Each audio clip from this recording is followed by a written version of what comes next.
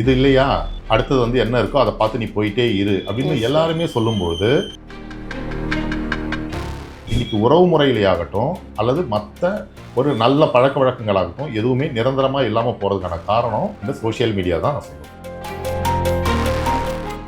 நிறைய ஆப் பார்த்துட்டு வந்துட்டு ஆப்ல வந்துட்டு யாருன்னே தெரியாது அவங்க கிட்ட எல்லாம் போயிட்டு ஹாய்னு சொல்லி வந்துட்டு ஒரு ரிலேஷன்ஷிப்ல இறங்குறதா இருக்கட்டும். திரும்ப நெட்லையும் சாட் ஜிபிடிலையும் பார்க்க அந்த பிரச்சனையுடைய வீரியம் படிப்படியாக அதிகமாயிட்டே போச்சு. பொசசிவ்னஸ்க்கும் ஓவர் பொசசிவ்னஸ்க்கும் சஸ்பீஷியஸ் இஷ்யூக்கும் நிறைய டிஃபரன்சஸ் வந்துருக்கு. இந்த மாதிரி நெருக்கிறதும் அங்கே அந்த ரிலேஷன்ஷிப் பிரேக் ஆகிறதுக்கு ஒரு முக்கிய காரணமாக அமையுது. என்னுடைய ரெப்புடேஷன் போச்சு, என்னுடைய பீஸ் ஆஃப் மைண்ட் போச்சு, இப்போ நான் பயங்கர ஸ்ட்ரெஸ்ல இருக்கேன் அப்படின்னு கவுன்சிலிங்காக வந்தார். ஹெல்த் குரு நேயர்களுக்கு வணக்கம். இன்னைக்கு நம்ம கூட டாக்டர் செந்தில்குமார் சார் தான் இருக்காரு. வணக்கம் சார். வணக்கம் சார். இப்போ வந்துட்டு எப்படின்னா ரிலேஷன்ஷிப் அப்படின்னு கேட்டாலே வந்துட்டு ஒரு மாதிரி இருக்குது அப்படின்ற மாதிரி தான் சார் சொல்லணும். ஏன்னா ஸ்டார்டிங்லாம் வந்துட்டு ரிலேஷன்ஷிப் அப்படின்னாலே பார்க்கறதுக்கு வந்துட்டு ரொம்பவே அழகாக இருக்கும்.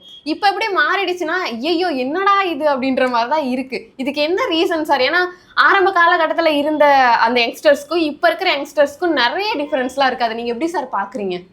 இது வந்து இப்போ உள்ள சமூக ஊடகங்கள் அண்டு நாம் தினம் பார்க்குற விஷயங்கள், கிடைக்கக்கூடிய செய்திகள், இதன் மூலமாக நிறைய இன்ஃப்ளூயன்சர்ஸ் வந்து அந்த ரிலேஷன்ஷிப்பையே வேறு லெவலுக்கு கொண்டு போகிறாங்க. இது இல்லையா, அடுத்தது வந்து என்ன இருக்கோ அதை பார்த்து நீ போயிட்டே இரு அப்படின்னு எல்லாருமே சொல்லும்பொழுது நிலையற்ற தன்மை வந்து இங்கே வருது.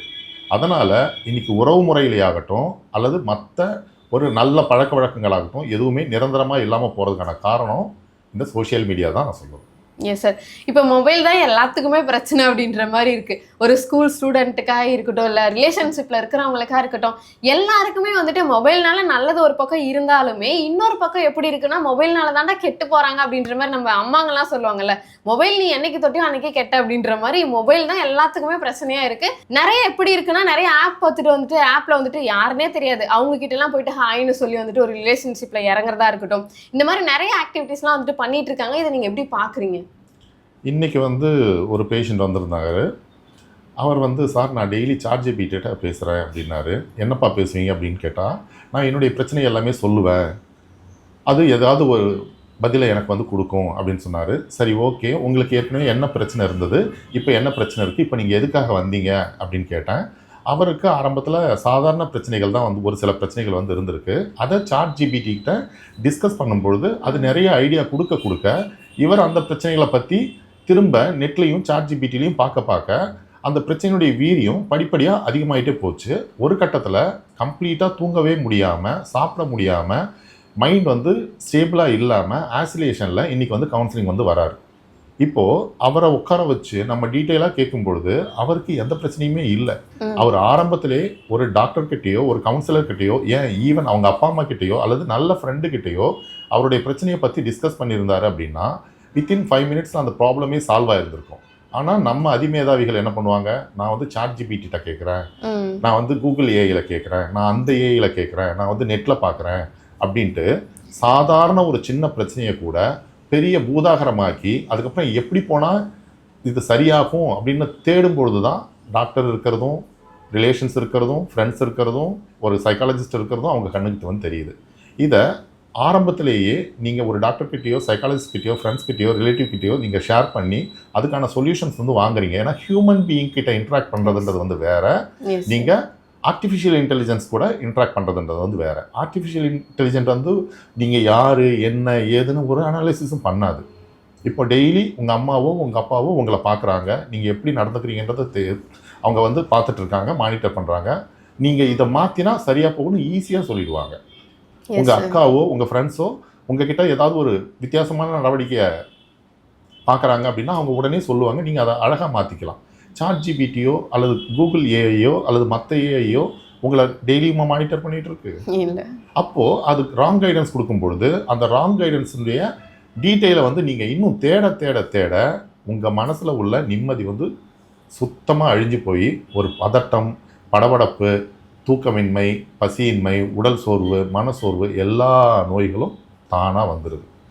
அதான் சார் என்னன்னா இப்போ பக்கத்துலேயே வந்துட்டு ஃப்ரெண்ட்ஸோ இல்லை அண்ணாவோ அக்காவோ எல்லாருமே பக்கத்துலேயே இருந்தாலுமே இப்போ எல்லாரோட கை எங்கே போகுதுன்னா மொபைல் தான். மொபைலில் போய் என்னடா பார்க்குறீங்க அப்படின்னா ஃபுல்லாகவே வந்துட்டு சாட் ஜிபிடி தான். எதுக்குன்னா எனக்கு வந்து எந்த பிரச்சனையாக இருந்தாலும் சரி நான் ஒரு டாக்டரையோ பார்க்க தேவையில்ல. அதே மாதிரி வந்துட்டு என்னோட ஃப்ரெண்ட்ஸ்கிட்டே எனக்கு ஃப்ரெண்டே இல்லைன்னா கூட நான் வந்துட்டு சாட் ஜிபிடியில் எடுத்துகிட்டு போய் சாப்பிட்டே என்ன பண்ணுறேன்னு கேட்டால் அது எனக்கு வந்துட்டு ஒரு நல்ல இதாக இருக்குது அப்படின்ற மாதிரிலாம் சொல்கிறாங்க. சாட் ஜிபிடினால வந்துட்டு யங்ஸ்டர்ஸ் வந்துட்டு எவ்வளோ கெட்டு போகிறாங்க சார்? அதாவது தன்னுடைய சந்தேகத்தை ஒரு ஆசிரியர்கிட்ட கேட்கும் பொழுதோ ஒரு நண்பர்கிட்ட கேட்கும் பொழுதோ அல்லது அப்பா அம்மா கிட்ட கேட்கும் பொழுதோ அவங்க வந்து தெளிவான விளக்கம் வந்து கொடுப்பாங்க. சாட் ஜிபிடி மல்டிபிள் ஆஸ்பெக்டில் வந்து அதுக்கான சொல்யூஷன்ஸை வந்து கொடுக்குது அப்படின்னு நீங்கள் நினைப்பீங்க. ஆனால் உங்களை அது கன்ஃபியூஸ் பண்ணி விடுதுன்னு தான் நான் சொல்லுவேன். காரணம் என்ன அப்படின்னா உங்களுக்கு என்ன தேவையோ அது கிடைச்சா அங்கே போதும். அதை தாண்டி நிறைய விஷயங்கள் கிடைக்கும் பொழுது நீங்கள் கற்றுக்கிறதா நீங்கள் நினைப்பீங்க. ஆனால் அந்த கான்செப்டை எல்லா இடத்துலையும் சூப்பர் இம்போஸ் பண்ணும்பொழுது உங்களால் டிசிஷன் மேக்கிங்கில் ஒரு ஸ்டேபிளாக இருக்க முடியாது அப்படின்றது தான் நிதர்சனமான உண்மை. ஒரு உதாரணத்துக்கு ரிலேஷன்ஷிப் அப்படின்னா என்ன அப்படின்னு நீங்கள் கேட்குறீங்க. இப்போது சாட் ஜிபிடி ஒரு 10 விதமான ரிலேஷன்ஷிப்பை வந்து காமிக்கும். இப்போது அந்த 10 விதமான ரிலேஷன்ஷிப் பற்றி நீங்கள் படிக்கிறீங்க. உங்கள் ரிலேஷன்ஷிப் எந்த மாதிரி இருக்குன்னு உங்களுக்கே ஒரு கன்ஃபியூஷன் வர ஆரம்பிச்சிடும். அது மட்டுமே இல்லாமல் இவங்க இந்த மாதிரி இருந்தால் என்ன பண்ணுறது அப்படின்ட்டு அந்த சாட் ஜிபிடி சொன்ன அந்த ரிலேஷன்ஷிப் தியரியை நீங்கள் உங்கள் ஃப்ரெண்டு கூடவோ அல்லது உங்கள் தெரிஞ்சவங்க கூடவோ நீங்கள் அதை இம்ப்ளிமெண்ட் பண்ணும்பொழுது உங்களுக்கு அங்கே சந்தேகமும் ஒரு விதமான தயக்கமும் ஷேர் பண்ணலாமா வேணாமான்ற ஒரு எண்ணமும் இந்த மாதிரி தேவையில்லாத எண்ணங்கள் உங்கள் மனசை ஆக்குப்பை பண்ணக்கூடிய வாய்ப்புகள் வந்து அதிகம். அதனால் இன்றைக்கு உள்ள இளைஞர்கள் ஆர்டிஃபிஷியல் இன்டெலிஜென்ஸை ஒரு லிமிட்டேஷனோடு நிறுத்திக்கிறது நல்லது. பர்சனல் விஷயத்துக்கு நீங்கள் கொண்டு வந்தீங்க அப்படின்னா உங்களுடைய நிம்மதி நிச்சயமாக பாழாகும். Okay sir. இப்போ லவ்ன்ற பேரில் வந்துட்டு நிறைய வந்துட்டு அதுக்குன்னு தனியாக வந்துட்டு சுச்சுவேஷன்ஷிப் இந்த மாதிரி வந்துட்டு நிறைய பேர் வச்சிட்டு இருக்காங்க. இன்னொரு பக்கம் பார்த்தா நாங்கள் வந்துட்டு ரிலேஷன்ஷிப்பில் தான் இருக்கோம், எல்லாமே ஹெல்த்தியாக போயிட்டுருக்கு அப்படின்ற மாதிரி சொல்கிறாங்க. நாளைக்கே பார்த்தா வந்துட்டு பிரேக்கப் பண்ணிட்டு வந்துட்டு இன்னொருத்தர் கூட வந்துட்டு ரிலேஷன்ஷிப்பில் வந்துட்டு இறங்கிறாங்க. இது எப்படி சார் பார்க்குறீங்க? இப்போ இருக்கக்கூடிய காலகட்டம் வந்து அந்த மாதிரி மாறிடுச்சா இல்லை இது எப்படி எடுத்துக்கிறது சார்? காரணம் என்ன அப்படின்னு பார்த்தீங்கன்னா சந்தேக புத்தி அப்படின்னு தான் சொல்லுவோம். அதாவது இவன் என்னை கேர் பண்ணிக்கிறான், அவள் என்னை கேர் பண்ணிக்கிறா அப்படின்றது வந்து வேறு விஷயம். அந்த கேரிங்கிறது வந்து என்னம்மா சாப்பிட்டியா வந்தியா போனியா அதோடு நிறுத்தினா பிரச்சனை இல்லை. அதாவது பொசசிவ்னஸ்க்கும் ஓவர் பொசசிவ்னஸ்க்கும் சஸ்பீஷியஸ் இஷ்யூக்கும் நிறைய டிஃப்ரென்சஸ் வந்து இருக்குது. பொசசிவ்னஸ் அப்படின்றது வந்து ஒன்று எனக்கு பிடிச்சிருக்கு, நான் உன்னை கேர் பண்ணிக்கிறேன், நீ இந்த மாதிரி இரு அப்படின்னு சொல்கிறது வந்து பொசசிவ்னஸ். ஏன்னா நீ எனக்கானவன், நீ வந்து எனக்கானவன் அப்படின்ற ஒரு பொசசிவ்னஸ். ஓவர் பொசசிவ்னஸ்ன்றது வந்து ஓகே நான் சொல்கிறது நீ கேளு, நான் சொல்கிற மாதிரி நீ பண்ணால் நல்லா இருக்கலாம், நம்ம 2 பேரும் சேர்ந்து இதை பண்ணுவோம் அப்படின்றது வந்து ஓவர் பொசசிவ்னஸ். அந்த சந்தேக புத்தின்றது வந்து நீ எங்கே இருக்க, யார் கூட இருக்க, என்ன சாப்பிட்ட, ஷேர் பண்ணி சாப்பிட்டியா, நீ இப்போவே வீடியோ கால் வா, யார் கூட போகிற, எவ்வளோ நேரம் அங்கே இருப்ப, எப்போ நீ திரும்ப வருவ அப்படின்னு கொஷின் மேலே கொஷின் ரைஸ் பண்ணி பார்ட்னருடைய நிம்மதியை வந்து கெடுத்துருவாங்க. அதாவது அவங்களுக்கு ஃப்ரீடமே இல்லாமல் ஒரு கேஜில் மாட்டின மாதிரி அந்த பார்ட்னர் வந்து ஃபீல் பண்ண ஆரம்பிச்சுவாங்க. என்னடா எப்போ பார்த்தாலும் இவன் இந்த கேள்வியை கேட்டுக்கிட்டே இருக்கான், நம்மளை வந்து சந்தேகப்பட்டுக்கிட்டே இருக்கான், நம்மளை வந்து ஒரு மாதிரி கார்னர் பண்ணிக்கிட்டே இருக்கான் அப்படின்னு நினைக்கிறதும், என்னடா இவ எப்போ பார்த்தாலும் ஏதாவது ஒரு ஃபோன் பண்ணி கேட்டுக்கிட்டே இருக்கா, ஃபோன் எடுக்கலாம் திட்டுறா, ஆன்லைனில் தானே இருக்கா, யார் கூட சாட் பண்ணுறேன்னு கேட்குறா, இந்த மாதிரி நெருக்கிறதும் அங்கே அந்த ரிலேஷன்ஷிப் பிரேக் ஆகிறதுக்கு ஒரு முக்கிய காரணமாக அமையுது. ஸோ ஒரு நல்ல ரிலேஷன்ஷிப் அப்படின்றது வந்து அடுத்தவங்களுக்கான உரிமையும் ப்ரிவிலேஜையும் நம்ம விட்டு கொடுக்கறது தான் ஒரு நல்ல ரிலேஷன்ஷிப். ஆனால் இன்றைக்கி அந்த பக்குவம் வந்து குறைஞ்சி போனது தான் இந்த பிரேக்கப்கான காரணம். Okay sir. ஒரு ஹெல்த்தியான ரிலேஷன்ஷிப் வந்துட்டு எப்படி இருக்கணும் அப்படின்ற மாதிரி உங்களோட சைடில் இருந்து ஒரு 4 டிப்ஸ் வந்துட்டு சொல்லுங்கள். ஹெல்த்தியான ரிலேஷன்ஷிப் அப்படின்றது வந்து உங்களுக்கான மரியாதையை நான் கொடுக்கணும், உங்களுக்கான நேரத்தை நான் ஒதுக்கணும். நீங்கள் 24 மணி நேரமும் என் கூட தான் இருக்கணும்னு நான் விரும்புகிறது வந்து ஹெல்த்தியான ரிலேஷன்ஷிப் கிடையாது. ஏன்னா யுவர் டைம் அப்படின்றத வந்து நான் உங்களுக்கு அலாட் பண்ணணும், நீங்கள் எனக்கு அலாட் பண்ணணும். அலாட் பண்ணுறதுன்னா உங்களை எந்த ஒரு கேள்வியுமே கேட்காம ஃப்ரீயாக இருக்க விடணும். உங்களை நான் சரியாக புரிஞ்சுக்கிட்டு உங்களை நான் மரியாதையாக நடத்தணும். ஒரு உதாரணத்துக்கு நீ காஃபி போட்டு கொடுத்துட்டு போ, நீ வந்து சமைச்சு வச்சுட்டு போ அப்படின்னு சொல்கிறத விட உனக்கு வேலை இருக்காமா நீ போ, நான் வந்து சமைச்சிக்கிறேன், அல்லது நீ டயர்டாக வரையா நான் காஃபி போட்டு தரேன். இந்த மாதிரி ஒருத்தர் அட்ஜஸ்ட் பண்ணிட்டு போகிறது வாழ்க்கை இல்லை, அண்டர்ஸ்டாண்ட் பண்ணிட்டு போகிறது தான் வாழ்க்கை. இங்கே நிறைய இடத்துல அட்ஜஸ்ட்மெண்ட்டு தான் இருக்கே தவிர அண்டர்ஸ்டாண்டிங் வந்து இல்லை. அதனால் என்ன ஆகுது, அங்கே அந்த சண்டை வந்து வருது. ஸோ ஒருத்தர் அட்ஜஸ்ட் பண்ணுறது அப்படின்றத விட ஒருத்தர் அண்டர்ஸ்டாண்ட் பண்ணிக்கிறது வந்து ஒரு நல்ல ரிலேஷன்ஷிப்க்கு பேஸாக இருக்கும். Okay sir. இப்போ சில பேர்லாம் பார்த்தோம் அப்படின்னா பேசிக்கிட்டே இருப்பாங்க எப்போ பார்த்தாலுமே வந்துட்டு ரிலேஷன்ஷிப்பில். இன்னும் சில பேர்லாம் வந்துட்டு எப்போவாக தான் பேசிப்பாங்க, அதுவும் கரெக்டாக இருக்கும். அந்த 2 பேர் வந்துட்டு பேசிக்காமலே இப்போ இருக்காங்க இல்லையா, ஏதாவது வந்துட்டு மெயினான விஷயத்துக்கு மட்டும் தான் பேசிப்பாங்க. அதில் என்ன ஆகும்னா, இப்போ அந்த ஒரு பையனோ இல்லை பொண்ணோ வந்துட்டு அவங்க மேலே ட்ரஸ்ட்டு வச்சு தான் வந்துட்டு அவங்களுக்காக வந்துட்டு இவங்க எல்லாத்தையுமே வந்துட்டு சாக்ரிஃபை பண்ணி இருப்பாங்க. ஆனால் இவங்க வந்துட்டு அந்த பொண்ணோ இல்லை பையனோ வந்துட்டு ஏமாற்றிட்டு வந்துட்டு அவங்களுக்கு தெரியாமல் இன்னொரு ரிலேஷன்ஷிப்பில் வந்துட்டு அப்பயே வந்துட்டு கண்டினியூ பண்ணிட்டு இருக்காங்களே, இது எப்படி சார் பார்க்குறீங்க? அப்போ அந்த பேரே வந்து மேட்ச் ஆகலைன்னு தானே அர்த்தம். அந்த பையனுக்கும் அந்த பொண்ணுக்கும் அவங்க வந்து சரியான துணை வந்து கிடையாது. அது மிஸ் மேட்ச். ஆனா இப்பெல்லாம் சொல்லிக்கவே மாட்றாங்க சார். அவங்க கூடயே ரிலேஷன்ஷிப்ல இருக்காங்க. அப்புறம் இந்தாண்ட சைடு வந்து பார்த்தா இன்னொருத்தர் கூடயுமே வந்துட்டு அஃபெக்ஷன்ல இருக்காங்க. 2மே எப்படி இருக்குன்னா, அட்லீஸ்ட் நீங்க சொல்லிட்டாவது அதை பண்ணுங்கடா அப்படின்ற மாதிரி தான் இருக்கு பார்க்கறதுக்கு. சொல்லிட்டாவது பண்ணுங்க அப்படின்னு சொல்லியாச்சுன்னா திரும்ப அந்த சந்தேகம் தான் அங்கே வந்து நிற்கும். என்னன்னு பார்த்தீங்கன்னா, இப்போ ஒருத்தர் வந்து ஆன்லைனில் இருக்கார். அந்த பொண்ணு கேட்குறா, நீ யார் கூட இப்போ பேசிகிட்டு இருக்க? அந்த பொண்ணு கூட தான் பேசிகிட்டு இருக்கியா? என்ன பேசுன? அவள் என்ன சொன்னா? நீ என்ன கேட்ட? எங்கே வெளியே போன? அவள் வந்தாளா இல்லையா? இப்படின்ட்டு இப்போ நீங்கள் அவர் பேசுகிறத விட்டுட்டு ஒரு 3வது நபருடைய தாக்கம் வந்து அங்கே வரும்பொழுது உங்கள் 2 பேருக்குள்ள ஆட்டோமேட்டிக்காக பிரிவினை ஏற்படும். அதனால தான் பேக்கப் மாதிரி அவங்க இன்னொருத்தரை வச்சிருக்கலாம்னு நான் நினைக்கிறேன். Okay sir. இப்போ வந்துட்டு இந்த மாதிரி நிறைய வந்துட்டு உங்ககிட்டயுமே வந்துட்டு கேஸ் வந்துட்டு வந்திருக்கும் இந்த மாதிரி ரிலேஷன்ஷிப் ரிலேட்டடாக. ஸோ இந்த மாதிரி உங்களுக்கு என்ன மாதிரியான கேஸ்லாம் வந்திருக்கு? அதில் வந்துட்டு டிஃப்ரெண்ட்டாக இந்த மாதிரிலாமாடா இருப்பீங்க அப்படின்ற மாதிரி நீங்கள் நினச்சிருப்பீங்கல்ல. ஸோ அந்த மாதிரி ஏதாவது இருக்கா சார்? நிச்சயமாக ஒரு பரிதாபகரமான ஒரு கேஸ். ஒருத்தர் வந்து ஒரு காலை இழந்துட்டு அவர் சப்போர்ட் வச்சுட்டு உள்ளே வந்தார்.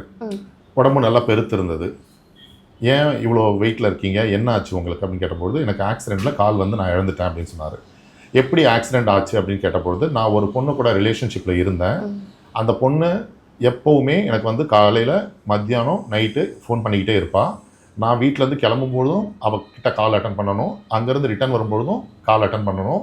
நான் கால் அட்டன் பண்ணலை அப்படின்னா ஏன் கால் அட்டன் பண்ணலைன்னு என்னை கேட்டு என்னை வந்து ரொம்ப டார்ச்சர் பண்ணுவா அப்படின்னு சொன்னார். ஒரு நாள் ஆஃபீஸ் விட்டு கிளம்பும்பொழுது ஹெவி டிராஃபிக் இருக்குது, நான் வீட்டுக்கு போய் பேசுகிறேன்னு சொன்னேன். இல்லை நீ ஹெட்செட் போட்டு பேசிட்டு போ அப்படின்னு அந்த பொண்ணு சொன்னான். நானும் ஹெட்செட் போட்டு பேசிட்டே வந்தேன். ஒரு சிக்னலில் நின்னோம். அப்போ வந்து அந்த பொண்ணு என்னை கோவப்படுத்துகிற மாதிரி ஒரு விஷயம் சொன்னான். நான் அவசரத்தில் எதையும் கவனிக்காமல் நான் வந்து வண்டியை சடனாக எடுத்துட்டேன். பின்னாடி வந்த லாரி வந்து என் பைக்கில் ஹிட் ஆகிட்டு என் கால் மேலே ஏறிச்சு. அதில் வந்து ஆம்புடேஷன் பண்ணாங்க. அதுக்கப்புறம் ஒரு 3 மாதம் அந்த பொண்ணு வந்து அப்பப்போ வந்து பார்த்துட்டு போயிட்டு இருந்தான். அதுக்கப்புறம் அவருடைய விசிட் வந்து ரொம்பவே கம்மியாச்சு. ஒரு கட்டத்தில் அவள் வந்து என்னை விட்டு கம்ப்ளீட்டாக விலகி போயிட்டா. இன்றைக்கி அவள் கல்யாணம் பண்ணிட்டு சந்தோஷமாக இருக்கா. பட் என்னுடைய கால் இழந்ததுனால என்னால் எங்கேயும் வெளியே போக முடியல. என்னால் ரொம்ப நேரம் உட்காந்து வேலை பார்க்க முடியல. இதுக்கு முன்னாடி நான் நல்லா ஆக்டிவாக இருந்தேன், நல்லா ஏர்ன் பண்ணேன், ஒரு எம்என்சியில் நல்ல வேலையில் இருந்தேன். பட் இப்போ என்னால் கண்டினியூஸாக உட்கார முடியாதனால என்னுடைய இன்கம், ரெவென்யூ எல்லாமே போச்சு. என்னுடைய ரெப்புடேஷன் போச்சு, என்னுடைய பீஸ் ஆஃப் மைண்ட் போச்சு. இப்போ நான் பயங்கர ஸ்ட்ரெஸ்ஸில் இருக்கேன் அப்படின்னு கவுன்சிலிங்காக வந்தார். எவ்வளவு தான் உங்களுக்கு வந்து இம்பார்ட்டன்ட் பர்சனாக இருந்தாலும் நீங்கள் டிராஃபிக்கில் வண்டி ஓட்டும் பொழுதோ அல்லது முக்கியமாக ரோட்டில் நடக்கும் பொழுதோ அந்த ஹெட்செட் யூஸ் பண்ணுறதா அவாய்ட் பண்ணுறது பெஸ்ட்டு. இப்போ நீங்கள் உட்காந்துட்டு போகிறீங்க அப்படின்னா பிரச்சனை கிடையாது. நீங்கள் நடந்துட்டு போகும்போது ஹெட்செட் யூஸ் பண்ணுறதோ அல்லது டிரைவ் பண்ணும்போது ஹெட்செட் யூஸ் பண்ணுறதோ உங்களுக்கு கம்ஃபர்டபுளாக இருக்கிற மாதிரி தெரியலாமே தவிர, அதனால் எப்பேற்பட்ட பின்விளைவுகள் வந்திருக்கு அப்படின்றத வந்து நாங்கள் கண்கூடாக பார்த்துட்ருக்கோம். இப்போ அந்த பையனுடைய லைஃப் ஆல்மோஸ்ட் கான் அப்படின்னு அவன் நினச்சான். பட் அவனுக்கு வந்து மோட்டிவேஷனல் கவுன்சிலிங் கொடுத்து ப்ளஸ் அவன் என்னென்ன மாதிரியான ட்ரைனிங் எடுக்கணுன்ட்டு அவனுக்கு சரியான ஃபிசிக்கல் எக்ஸசைஸ்லாம் வந்து சொல்லி கொடுத்து இப்போ அந்த பையன் வந்து வேலையில் வந்து ஜாயின் பண்ணி இப்போ வேலைக்கு போயிட்டுருக்கான். இதை ஏன் சொல்கிறோம் அப்படின்னா, ஹெட்செட் யூஸ் பண்ணால் எனக்கு கம்ஃபர்டபுளாக இருக்குது அப்படின்னு நீங்கள் நினைக்கலாம். பட் அந்த ஹெட்செட் யூஸ் பண்ணுறதுனால எக்கச்சக்கமான விளைவுகள் வருது அப்படின்றத நீங்கள் சரியாக புரிஞ்சுக்கிட்டு எந்த நேரத்தில் எதுக்கு யூஸ் பண்ணணுமோ அந்த நேரத்துக்கு நீங்கள் மொபைல் ஃபோனோ ஹெட்செட்டோ யூஸ் பண்ணுறீங்க அப்படின்னா அது உங்களுடைய சேஃப்டிக்கு நல்லது அப்படின்றத நீங்கள் சரியாக புரிஞ்சுக்கணும். Okay sir. ஒரு ஹெல்தியான ரிலேஷன்ஷிப் எப்படிலாம் இருக்கணும் அப்படின்ற மாதிரி நிறைய விஷயங்கள் வந்துட்டு எங்ககிட்ட ஷேர் பண்ணிக்கிட்டீங்க. ரொம்ப நன்றி சார். நன்றி.